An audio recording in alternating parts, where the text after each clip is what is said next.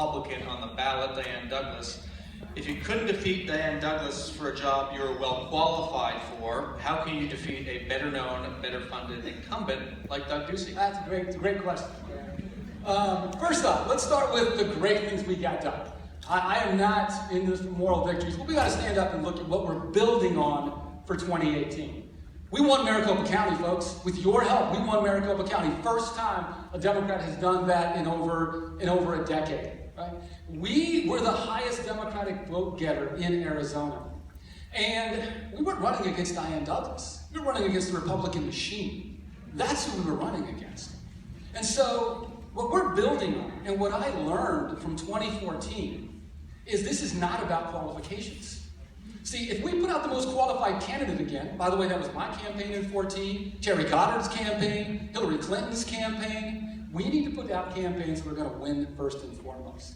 And so, what's the big lesson from 2014? It comes down to one word, and that's turnout. Turnout, turnout, turnout. If we do not get people out to vote, and by the way, 2014, a year when all Democrats lost statewide, was one of the lowest voter turnouts on record. And so the challenge we have is how are we going to get not just the people in this room to come out and vote, but everybody outside of this room to come out and vote. And for me, this is about making sure we have turnout, turnout, turnout, so that we, as a ticket, by the way, from the top down, can make sure we win in 2018. Let's move to K-12 education. There are many challenges facing Arizona public schools. If you're here, you probably know them all. I assume you do. So I'd like to ask each candidate, please be specific in telling us which issue or issues you would attack first. And again, please be specific in how you would attack it. Steve Farley. 44% of teachers leave within 2 years in Arizona. This is a teacher retention crisis. I wouldn't do Governor Ducey's strategy on that, which is a 0.4% raise, followed by a reduction of teaching standards. Nobody is calling for a reduction of teaching standards or less qualified teachers in the classroom.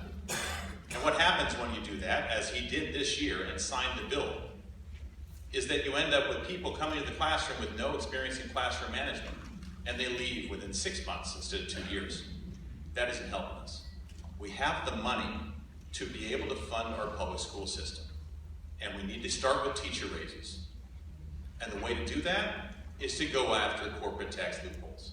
In my 11 years in the legislature, I have been laser focused on the way that corporate special interests have gone to the legislature with a high-priced lobbyist and got themselves a break.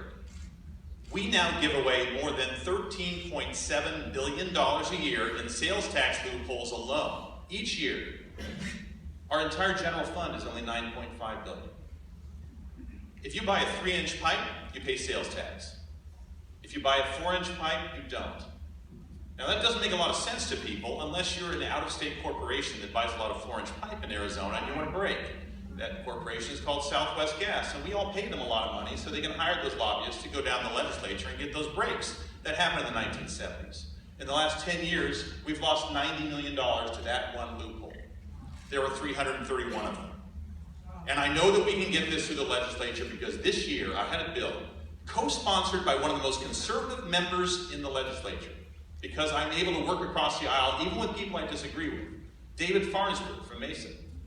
And we got it 28-2 out of the Senate to force review of all 331 of those loopholes at least once every 10 years. If they can't justify their worth to the people of Arizona, then you eliminate them.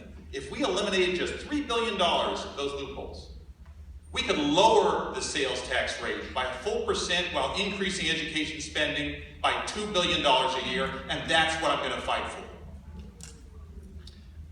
And a question for you, that's a huge challenge, isn't it? You just got a bill passed that would review once every 10 years. What gives you any